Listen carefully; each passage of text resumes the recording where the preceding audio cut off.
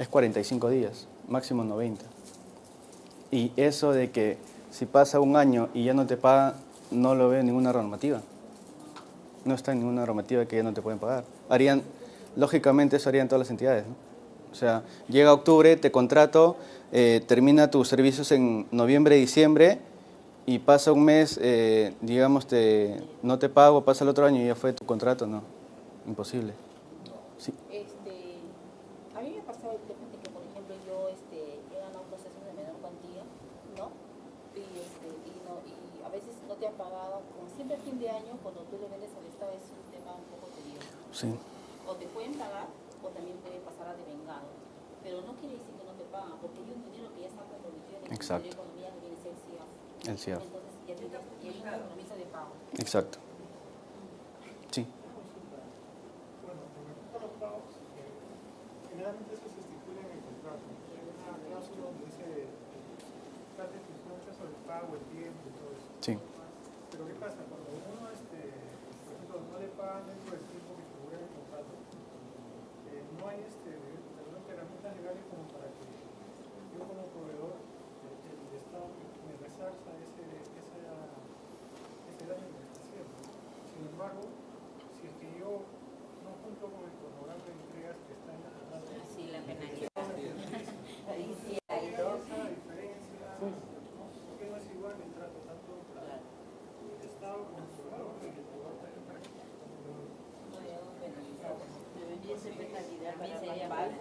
en la normativa no está esa desproporción, pero sucede en la realidad. En la normativa, si no te pagan los 45 o máximo 90 días, tú envías una carta notarial a la entidad. Si no te paga, envías una denuncia al OCE. Si no te paga, vas a un arbitraje y le cobras indemnización por daños y perjuicios a la entidad. Eso está en la normativa. No le mandas una etapa humana. Claro, te vas a arbitraje y te pagan daños y perjuicios. Pero como te digo, eso mayormente, y como las empresas sacan tus pros y contra, o tus perjuicios y beneficios, te vas a ir a un arbitraje que te va a cobrar 50.000 soles cuando tu adjudicación es de 20.000 soles.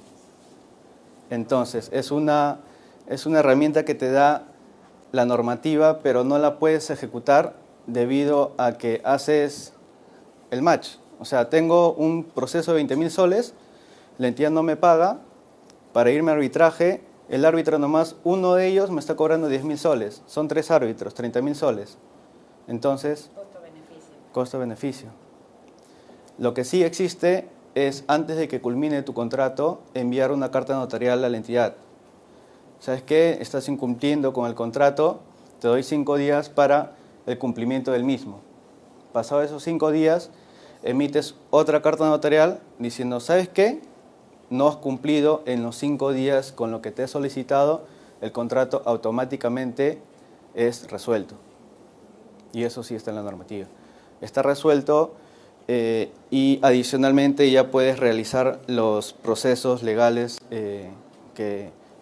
pertinentes en ese caso, pero antes que culmine el contrato, ¿no? Sí. Ahora le coordino con Katy de repente para que envíen a los correos electrónicos de cada uno. ¿No lo han impreso? No los han impreso. Ahora, el desarrollo de un procedimiento de selección, vamos a ver el desarrollo de estos 4 procedimientos de selección y entre ellos la diferencia que he puesto acá. Otra diferencia es los plazos. Y los plazos lo vamos a tocar, vamos a ir viendo la diferencia en el desarrollo de cada uno de ellos. Es decir, una menor cuantía, que es el proceso más pequeño, de 11.550 a 40.000. El plazo simplemente es convocatoria, presentación de propuestas y otorgamiento de la buena pro. Esos 3 procedimientos los podemos realizar en 3 días. Un día convoco, al día siguiente es el registro de participantes, el día siguiente presentación de propuestas y el día siguiente otorgo la buena pro. En 4 días, actualmente ya desde el mes pasado se viene implementando el tema de registro de participantes por la misma página del SEAS, obligatoriamente. ¿Hay alguna excepción a publicar alguna licitación de alguna entidad del Estado? Digamos, caso Marina, caso Armadas. No hay una excepción, pero la excepción sí está en que tú vas a ver el proceso, cualquier persona jurídica, por ejemplo, o natural, tú vas a ver el proceso convocado en SEACE, mas no puedes ver las bases del proceso. Es reservado, en el caso de compras de armamentos. Sí. Se publica para que se vea. Exacto, sí, porque son materia de, digamos, del Estado, ¿no? Como decía AMC, en 4 días puedo realizarla mínimo, ¿no? En 4 días. En una adjudicación directa selectiva existe la convocatoria, registro de participantes, pero acá sí el punto 3 y 4 en una adjudicación directa vienen juntos. Es decir, en un día yo puedo realizar consultas y observaciones a las bases del proceso. Consultas, la diferencia es que yo realizo una consulta a las bases cuando, por ejemplo, en una página de las bases me pide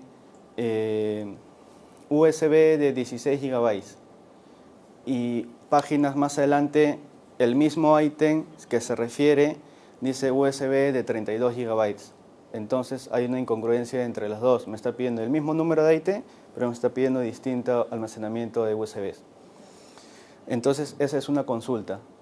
Señores comité, en el plazo que señala, ¿no? Señores comité, de acuerdo a la página tal, me dice 16 GB y en la otra página me pones 32 GB. Favor, se solicita al comité aclarar ese punto. Esa es una consulta. En cambio, una observación a las bases es el tema de, se ve en un 90% el tema de direccionamiento del proceso. Yo observo las bases cuando a mí me están pidiendo, por ejemplo, para venta de medicamentos, y ya está bastante observado esto, o para venta de útiles escolares, soy una MIPE y me piden tener un ISO. ¿No? Entonces, todos sabemos que los ISOs está actualmente, y hay varias resoluciones que lo se ha observado, porque no te pueden pedir ISO si es que el objeto de la convocatoria y el objeto de estas compras que realiza el Estado es minimizar costos. Entonces, yo no le puedo pedir a ustedes un ISO cuando sé que ninguno lo va a tener y ninguno va a participar, y simplemente va a participar Atlas, el grandazo que tiene su ISO, pero a un precio enorme. Entonces hay una incongruencia. Entonces observas las bases y señalas tal requisito no es algo que contraviene a las bases. Otro tema que contraviene a las bases es que te soliciten de repente ahorita una garantía de seriedad de oferta, que ya no está vigente la garantía, pero hay entidades que copian y pegan las bases estandarizadas de años anteriores y siguen convocando con ese punto, ¿no? Con ese literal. Entonces observas, ¿sabes qué? De acuerdo a la normativa tal, ya no están obligados a presentar carta fianza de seriedad de oferta, por lo tanto te observo este punto. Favor, se solicita al comité retirar este punto del... ¿Cómo se llama? ¿Cuál? Ese documento que te piden. ¿Carta de seriedad de oferta? Sí. ¿Carta fianza? Sí. Entonces, en adjudicaciones directas, en un solo acto tienes que consultar y observar.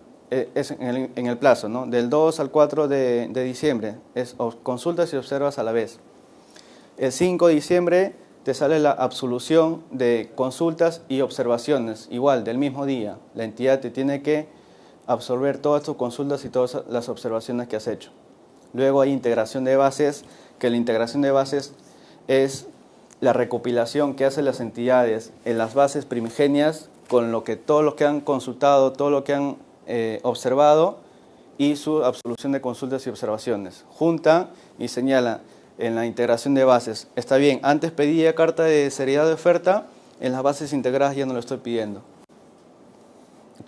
Tienen que cambiar, sí. En el tema de los profesionales, esa observación es ¿cómo se presenta eso? Por ejemplo, si de repente en la base te dicen que necesitas un profesional de tal característica, con tales conocimientos, cuando de repente en el Perú es nueva, aún no se han graduado, o si se han graduado, tiene un año de graduado, están colegiados en un punto que tenga, digamos, experiencia a partir de tanto tipo de colegiado. Simplemente observas de que las bases, los requisitos técnicos mínimos tienen que ser proporcionales y congruentes a lo que se está convocando. Yo quiero la elaboración de una demanda absolver una denuncia que han hecho una denuncia penal contra tal gerente general de X empresa, para lo cual necesito un estudio jurídico que tenga 40 años de constituido en el Perú. Entonces, ¿de qué estamos hablando? Tú me pides 40 años, si tiene 39 no te puedo defender. Entonces, ahí estamos hablando de un proceso dirigido, evidentemente, y tengo que observar. Tú me pides algo y lo que tú me solicitas en los RTM, requisitos técnicos mínimos, tiene que ser congruente a lo que tú estás, a la necesidad que tú tienes, ¿no? Bueno, esa parte que usted dice, cuando el Estado pide algo que no tiene nada que ver con la actividad, se puede observar en cualquier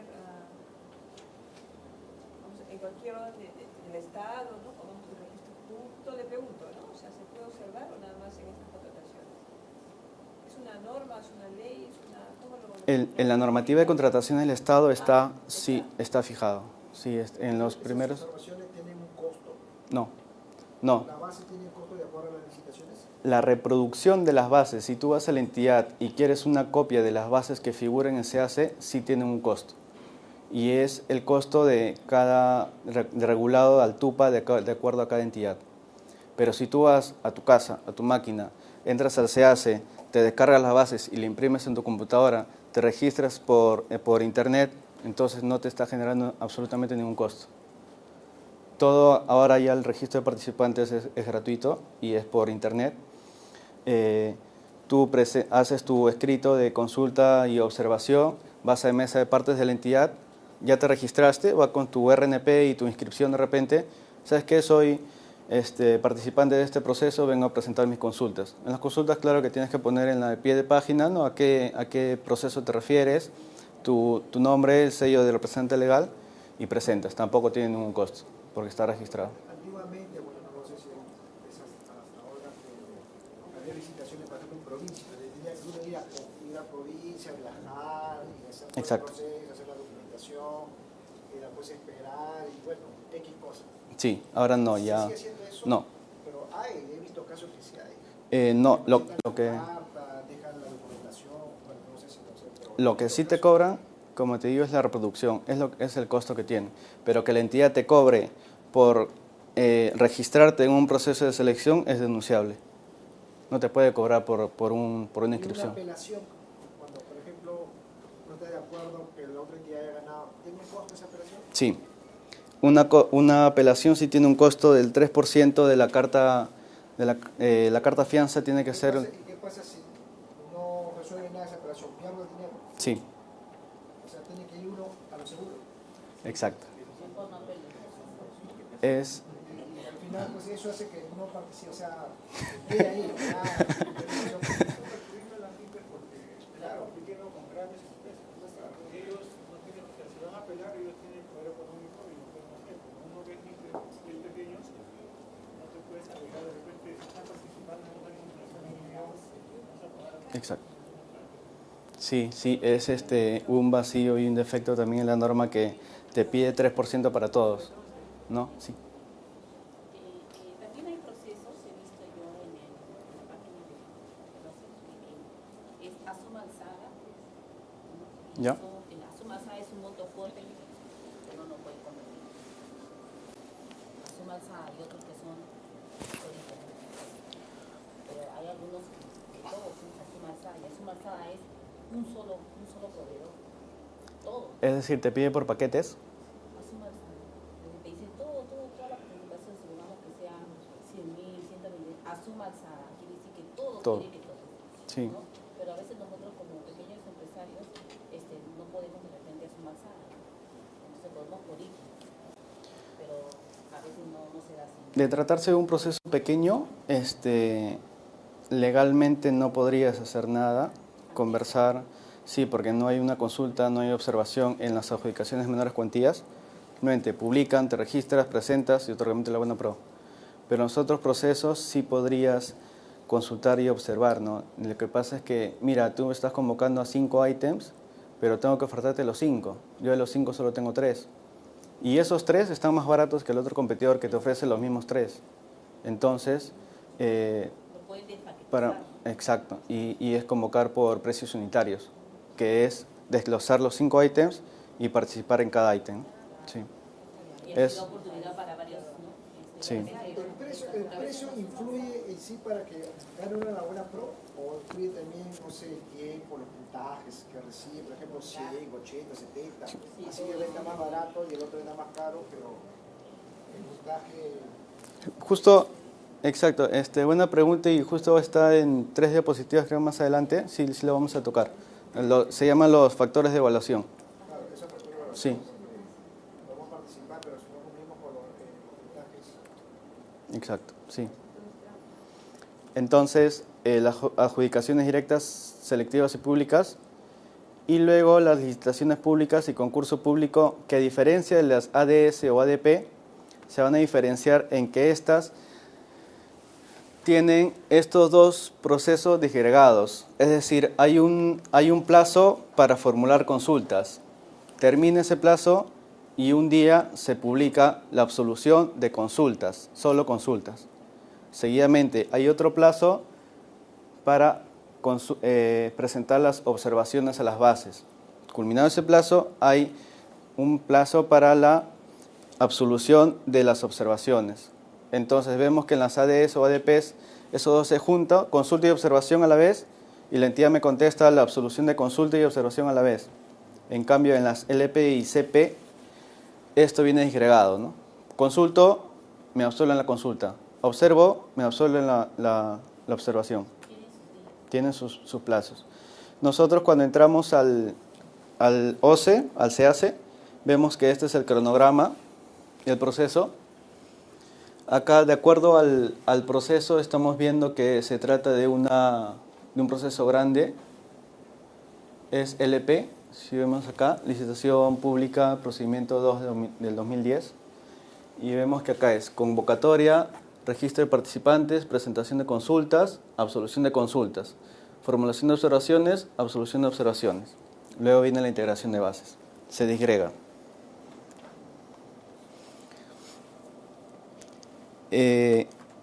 La evaluación de las propuestas técnicas, vemos que se realiza en 2 etapas.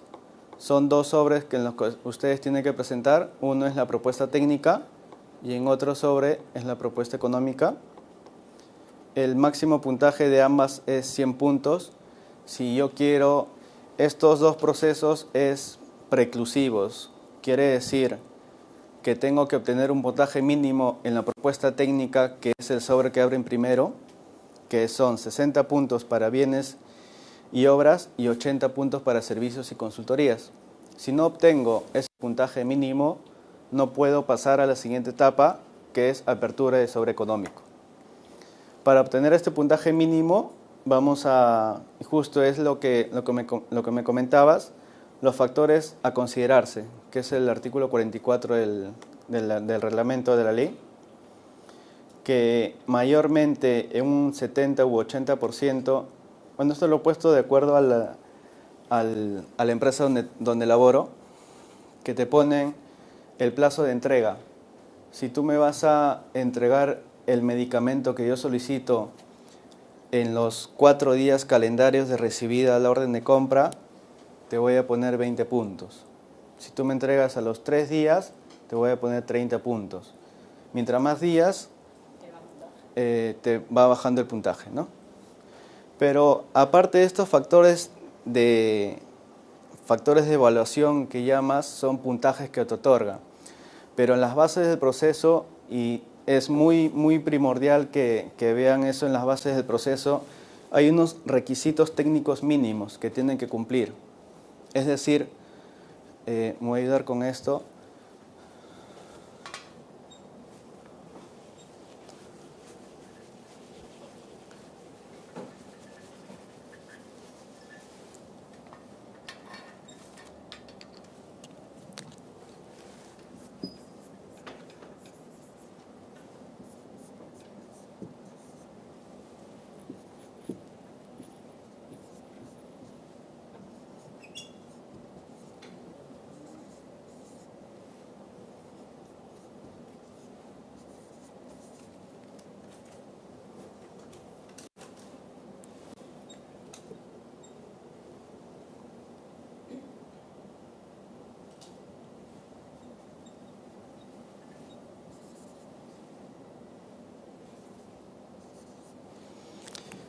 Los requisitos técnicos mínimos que debes de cumplir y ofertar en las bases del proceso son, en las bases te ponen, son 4 días calendarios. Es decir, tú deberás entregar los bienes dentro del plazo de 4 días calendarios de recibida la orden de compra.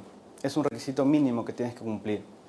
Pero si tú quieres obtener este puntaje, que es los factores de evaluación, deberás ofertar, si quieres 20 puntos, ofertar a 3 días.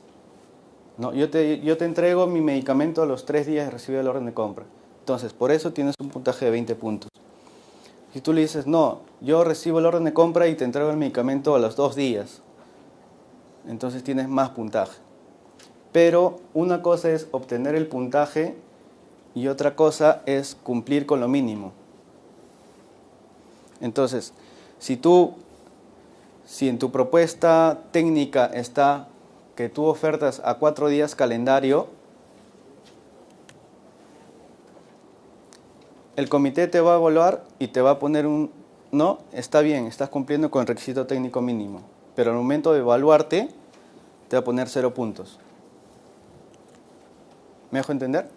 ¿Sí? Entonces me voy a ganar todo. Sí, claro, te ofertas a 2 días, ¿no? ¿De acuerdo? Sí, claro. Las bases te piden un plazo mínimo de internamiento de un producto. Te hablo en especial, por ejemplo, medicamentos. Yo te dejo en la institución a 4 días. Las bases te dicen, tienes que dejar el medicamento a los 4 días como mínimo de la entidad. Si tú cumples con ese requisito y en tu anexo, si no me equivoco, es el anexo 3 o 5, hay un anexo que se llama plazo de entrega.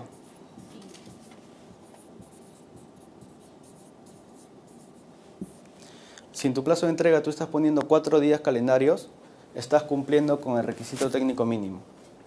Pero al momento de evaluarte y obtener este puntaje que me refiero, que tienes que obtener mínimo 60 puntos para bienes, vas a tener en ese factor de evaluación 0 puntos. Porque no estás dando nada adicional. Exacto. No estás dando alguna mejora a la entidad, ¿no? La entidad te va a poner puntaje siempre y cuando la oferta es mejor de lo que él te pide. ¿Sí? Así como plazo de entrega, está la experiencia del postor, que es las ventas que ustedes han obtenido y tienen la constancia de no penalidad. Garantía. ¿No? ¿Garantía? Garantía del producto, como tú también ofertas. Otro factor de evaluación, sí, garantía del producto. Hay algunos casos que te piden muestras, tanto para medicamentos o de repente en útiles escolares o en ferretería, en cuestión de tecnologías te piden muestra de un USB, ¿no? Y la constancia de cumplimiento que va ligado a la experiencia del postor. Hay muchas observaciones a las bases cuando, por ejemplo, un factor de evaluación que mencioné, el ISO, que te están evaluando un ISO y te otorgan 30 puntos por presentar ese ISO. Y yo no lo tengo.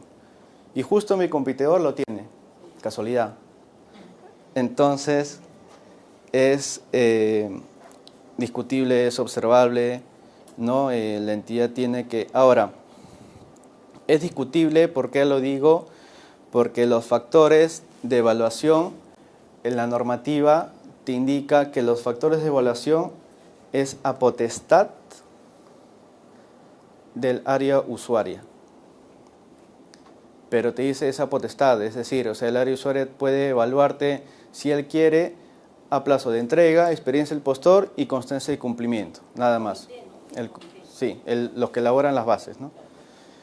Pero, digamos, esa discreción de ellos. Pero en el último párrafo de ese artículo te dice que dichos factores de evaluación tienen que ser congruentes y proporcionales a lo que la entidad está convocando. Entonces, eso es el arma que tenemos nosotros para decir, oye, ¿sabes qué? Estás convocando a una denuncia penal que es pequeña y requieres 30 años de experiencia de un estudio jurídico que solo uno en el Perú lo tiene. Entonces, no es congruente lo que tú me estás diciendo. Un estudio jurídico de 2 años constituido puede obtener mejores profesionales que el otro estudio jurídico, por así decirlo, ¿no? Entonces, estos factores de evaluación no siempre van a ser todos. Hay bases en las cuales te pide solamente experiencia del postor y constancia de cumplimiento. Hay bases en las cuales te pide plazo de entrega, experiencia del postor y muestras. Es decir, es aleatorio. No siempre van a estar las mismas factores de evaluación. ¿Sí? Sí. ¿Usted puede tocar el tema de experiencia? ¿De experiencia del postor? ¿Qué requisitos son los que uno tiene? A ver, la experiencia del postor, la normativa te dice tener tu factura o contrato, tener tu orden de compra, tu factura, que presentes un documento en el cual se vea que la entidad te ha pagado, ya sea por abono en cuenta o cheque, y tener una constancia que le llaman para experiencia del postor, en las cuales no has incurrido en ninguna penalidad de ese servicio que tú has brindado, ¿no? O sea, ¿eso quiere decir conformidad? Conformidad del bien o del servicio. Por parte del área que me solicitó. Exacto, sí. ¿El contrato también puede ser? Exacto. Como vamos a ver, y hay un caso, es una orden de compra o un contrato.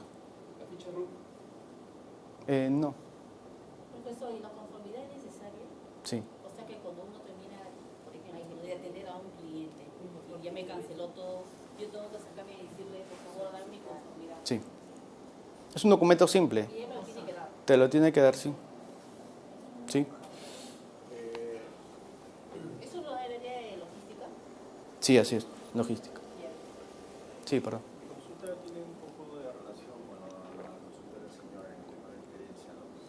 Este tema que tengo viendo, esta parte legal, ¿está ya de acuerdo también a los acuerdos de libre comercio? ¿Los factores de evaluación te refieres? ¿A la conformidad? No, de toda la ley enmarcada para el proceso de licitación, ¿no? Mi consulta va por lo de que en el tema de experiencia, según los acuerdos comerciales, tanto los que pertenecen al Tratado de Libre Comercio pueden participar en las licitaciones. Yo como peruano aquí, yo como peruano en el país que pueda haber una licitación. El tema es, ¿cómo tratado si de repente la experiencia de un extranjero licita acá, de repente yo no cumplo esos requisitos, busco a alguien que lo cumple en extranjero que es socio, hago el consorcio y para poder postular? ¿Cómo se maneja eso? Lo hacen bastante en obras. Lo hacen mucho en obras. El tema de la experiencia y el capital que puede aportar un extranjero es muchísimo. Yo como MIPE estoy empezando, si bien es cierto tengo la parte técnica, me consorcio con un extranjero que tiene todos la experiencia del postor y sí postula en consorcio. Y la entidad te tiene que evaluar el documento. Hay un principio en la ley en el cual te dice que toda empresa extranjera tiene que ser tratada tanto o igual que una empresa nacional. Entonces, la documentación que tienen ellos es muy válida. Claro, porque también el Tratado de Libre Comercio es parte de eso, ¿no? Incluso ellos pueden denunciar Sí. que ese tratado puede ser observado. Sí, claro. Sí, es totalmente válida los... Bien, vemos el puntaje técnico y el puntaje económico que se da por por una fórmula en los cuales el puntaje final es la propuesta más baja que se ha presentado en el proceso de ese ítem o si es único ítem, lo multiplican por 100 y lo dividen entre tu propuesta económica, ¿no? Y ahí sale un puntaje.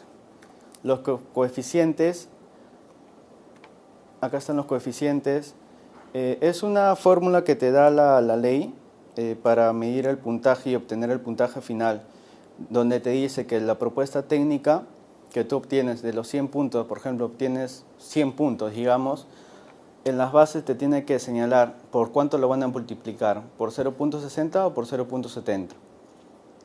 Entonces, de los 100 puntos multiplicado por 0.70, te da 70 puntos. En tu propuesta económica, si obtienes 100 puntos y entonces lo multiplican por 0.30, te da 30 puntos. Y esos dos puntajes son sumados, 70 más 30, entonces estás teniendo un puntaje de 100 puntos en esa. Puede ser, lo que nos dice la ley es que si es 0.60, tiene que ir en la propuesta económica con 0.40. Es decir, la suma nos tiene que dar 1, una unidad. Si en la base me pide multiplicarlo por 0.70 la propuesta técnica, en la económica lo tienen que multiplicar por 0.30 obligadamente. Y la buena pro, como dije, la buena pro es el resultado que te da la entidad, en los cuales señala quién ha ganado el proceso. En concurso público, licitación pública y adjudicación directa pública, como su nombre lo indica, lo realizan en acto público, ante notario público, los resultados. Si no es en esos tres procesos, es publicado automáticamente en el SEACE, con los cuadros comparativos y el orden de prelación.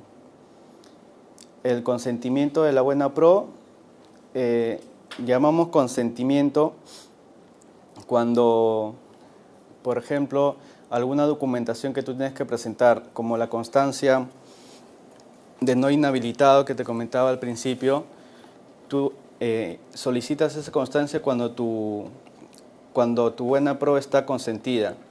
Es decir, es una licitación pública, dan la buena pro y tengo que esperar, y acá te dan los plazos, 8 días hábiles, si es que es una licitación pública o concurso público. ¿Para qué? Para ver si dentro de esos 8 días hábiles el otro postor va a apelar los resultados o no va a apelar. Entonces, pasados esos 8 días, al 9º día yo ya puedo, se figura en el SEACE como consentido, ya no adjudicado, cambia a consentido, y yo puedo tramitar mi constancia, quiere decir que yo soy el ganador del proceso legalmente, ¿no? al 100%. Dentro de estos 8 días soy el ganador, pero estoy a la expectativa si el otro postor apela o no. Los plazos diferencian de una licitación pública y concurso público 8 días y 5 días hábiles en adjudicaciones directas y adjudicaciones de menor cuantía. El consentimiento de la buena pro, si tú eres único postor, la normativa te dice que se va a consentir el mismo día que te dan los resultados. Porque no hay lógica, ya para qué vas a esperar 8 días si no hay otro postor quien va a apelar tu resultado, ¿no? La firma de contrato, una vez consentida la buena pro, tienes, y ojo que es se cuenta desde el plazo de consentimiento de la buena pro, no desde adjudicado. Es decir, licitación pública el día 1 de diciembre, se siente recién el 8 de diciembre y a partir del 9 de diciembre se empiezan a correr este plazo de los 7 días. Mucho cuidado con este plazo porque muchas veces yo gano la licitación pública, pasan los 8 días de consentimiento de la buena pro está consentida y pasan 7, 8, 9, 10 días y yo no presento documentos a la entidad para firmar contrato. Es muy delicado este proceso porque la entidad me hace un proceso sancionador, me inhabilitan en el 12 para contratar con el Estado mínimo 6, 8, 10, 12 meses y no puedo vender a nadie, a ninguna entidad en el Estado. ¿Por qué? Por resistirme a la firma del contrato, por incumplimiento a la firma del contrato. Entonces, pasa los 7 días, presento la documentación y una vez presentada la documentación, dentro de los 3 días hábiles, acercarme a la entidad a firmar el contrato. Sí. ¿Una persona natural puede hacer una observación? No. Como al proceso, no. ¿Perdón? ¿Se ha concursado? Si ha concursado, sí. Justo lo que me dio. Si eres participante del proceso, inscrito, con RNP y todo, puedes participar. Una persona natural con negocio y RUC y es postor del proceso, sí puede observar los resultados. Pero si no eres participante, no. Ni tampoco puedes pedir propuesta técnica del competidor, no puedes hacer nada. Sí. Es normal, por ejemplo, pregunto yo, si por ejemplo tú te presentas a una licitación, ¿no? y ganas, es normal que la entidad, ¿no? La entidad estatal de la cual tú estás representando, es normal que ellos publiquen el expediente de postor, por ejemplo, tú mencionas todos tus clientes, ¿no? Con su CUD y con todo el envío. Es normal que la entidad publique eso. Que publique ¿qué, perdón? Mi experiencia de postor. Que lo coloque ahí en el pantallazo. Sí, bien? claro. Sí, es válido. Lo que normalmente debería hacer y no lo hace es publicar el contrato que firman ya contigo cuando tú has ganado la licitación. En la ley está, en la normativa está, publicar el contrato, publicar la carta fianza que tú presentas, de presentar la carta fianza, pero en algunos procesos, en menores cuantías, por ejemplo, no los veo publicados en SEAS. Sí. En esos 8 días que tiene algún postor competidor para apelar el resultado, ¿tiene que necesariamente haber pasado a la segunda etapa o puede ser que en la primera etapa? No. Puedes quedarte en la primera etapa, sí. O sea, si tu propuesta técnica no ha pasado, culmine el acto público y dices, ¿sabes qué, señor notario? Dejo en actas que voy a apelar este proceso. Si pasan, tienes que dejar en actas, si se trata de subastas inversas en el mismo acto. Si se trata de licitación pública o concurso, te da, así no dejes en actas, te da el plazo de 8 días para apelar. Pero tiene que pagar primero. Ya para apelar si te piden ciertos requisitos que tienes que cumplir, ¿no? con la tasa, con el TUPA que emite la OCE. Y no es reembolsable. Si pierdes, no es reembolsable. Una vez que ustedes hayan firmado un contrato con el Estado, por ejemplo, y se dan entregas periódicas, una entrega que tienes, por ejemplo, suministrar bienes por 5 meses, existe el tema de adicionales, reducciones y complementarias. Adicionales es una facultad que te da la normativa a la entidad para contratar con el mismo proveedor, con las mismas condiciones del contrato original, un 25% adicional al contrato original. Es decir, si es por 100.000 soles, yo puedo contratar sin ningún proceso en SEACE, con el mismo proveedor puedo realizar un contrato adicional por 25.000 soles, hasta 25.000 soles, puede ser menos. Sí. Consulta, ¿cómo son las contrataciones en caso, por ejemplo, de emergencias? Supongamos, no sé, hay un terremoto y de pronto necesitas camillas, necesitas muchas cosas, cargas, tengo que comprar urgente. ¿Cómo se hace ahí? ¿Ahí existe licitación, a tu dirección directa? Porque supongo que es Sí, hay otras modalidades de convocatoria del proceso y lo que tú te refieres es una causal de exoneración. Hay exoneraciones de los procesos y una de las causales son 4 o 5. Una de las causales es exoneración por estado de emergencia, en los cuales las entidades lo que realizan es contratarte o girarte la orden de compra inmediatamente de ocurrido el daño. Tú le entregas los bienes, productos o lo que te ha requerido y luego de eso hace el proceso. Hace todo este proceso que hemos visto. Obligada para regularizar el tema. Sí. ¿Perdón? Exacto, sí. Pero tiene que ser sustentado, ¿no?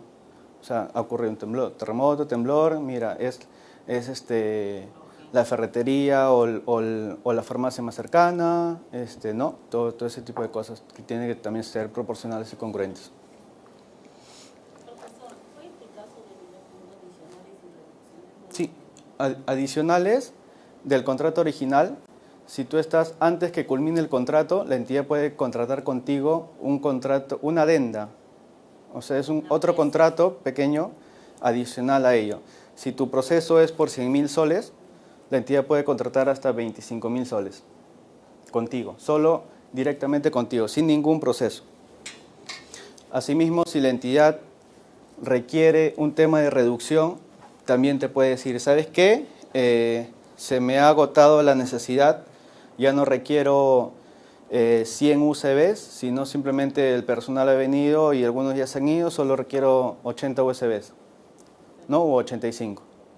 El más o menos es hasta 25%, hasta, porque muchas veces se interpretan mal y dicen, me están solicitando un contrato adicional por el 15%, pero la ley me dice que tengo que contratar por el 25%. No, entonces de acuerdo a la necesidad de la entidad de convocar, tiene un tope, pero no tiene un mínimo. Te puede convocar 5%, 10%, 15% de acuerdo a la necesidad de la entidad, hasta el 25%. Igual la reducción, te puede reducir hasta el 25%. Ojo que acá, si no está estipulado, y nos ha pasado la semana pasada, si no está estipulado en el contrato el tema de adicionales y reducciones, la ley te faculta a que dicho contrato se tiene que firmar siempre y cuando las entidades estén de acuerdo con dichas adicionales y reducciones. Me refiero a un caso en los cuales nosotros tenemos una licitación ganada, vamos por la 7ª o 8ª entrega del medicamento, son 10, la entidad me ha solicitado firmar un contrato adicional con ellos, pero yo tengo problemas de stock del producto. Entonces, y tengo otras entregas con otras entidades, procesos ya ganados, contrato firmado por entregar, y obviamente ese stock que yo tengo actualmente es para las otras entidades, para los procesos ya ganados. Pues no me puedo decir si te entrego y no sé cuándo va a llegar el próximo lote de mi producto. Entonces se le contesta a la entidad, previa revisión del contrato, que no está estipulado las adicionales y reducciones, yo no he firmado eso, se le contesta que actualmente no contamos con stock del producto y de repente se le propone firmar una complementaria. Siempre y cuando no esté estipulado. Exacto. Pero si está dentro del contrato, sí tiene Te es obligado a firmar las adicionales. Y una complementaria del proceso es cuando adicionales es antes que culmine el proceso, antes de la última entrega del proceso. Complementaria cuando el proceso ya culminó. Ya terminé de entregar todo lo que tú me has pedido, entonces, entidad, ¿requieres un poco más del bien o servicio? Sí. Entonces podemos firmar un contrato complementario. Al igual son las mismas condiciones, es el mismo precio, el mismo producto, mismo proveedor, mismas condiciones del contrato original. Y la complementaria se da una vez culminado el contrato dentro de los 3 meses posteriores y hasta un 30% del monto original. Si es 100.000 soles, pueden firmar hasta 30.000 soles como contrato. Vemos las principales modificaciones que se han realizado. Les comento sobre, hay una adjudicación de menor cuantía derivada, como les comentaba, sucede cuando una licitación o un concurso público queda desierto, es decir, nadie se presenta o si se presentaron no obtuvieron el puntaje mínimo para pasar a la propuesta económica y queda desierto, inválido esa licitación.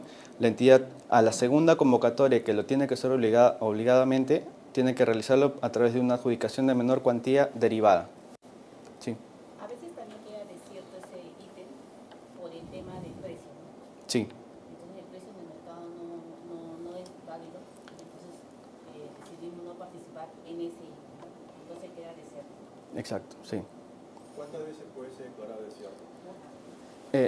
La normativa no te da un mínimo. He visto convocatorias, hasta terceras convocatorias que hacen sobre el ítem, pero eso va más a criterio del comité especial.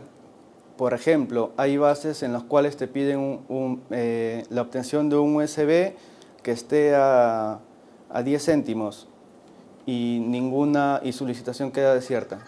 Segunda convocatoria también queda desierta. Entonces, se preguntan, oye, ¿has hecho el estudio de mercado, que son las cotizaciones de las entidades que realizan antes de convocar un proceso? ¿Y qué dicen tus cotizaciones? ¿No? Las UCB están 20 soles, 10 soles, entonces ¿tú por qué lo convocas a 10 céntimos? Entonces un poco el criterio de el por qué tu proceso se está declarando desierto, ¿no? Tus factores de evaluación nadie los tiene, tu precio está muy por debajo, muy alto al mercado, entonces ¿qué está pasando en esa licitación? ¿No?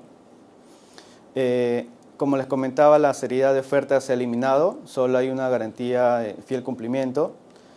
El plazo de vigencia en los cuales de estos poderes del representante legal tiene que ser, lo estipula, antes no se estipulaba, se entendía nada más si tenías que pelearte con el notario que estaba en el acto público, ahora se estipula que no tiene que ser vigencia máximo mayor a 30 días hábiles, a 30 días de calendario, perdón, a la presentación de propuestas, tu vigencia de representante legal. Y es muy importante, hay procesos que se han caído porque la persona que lleva los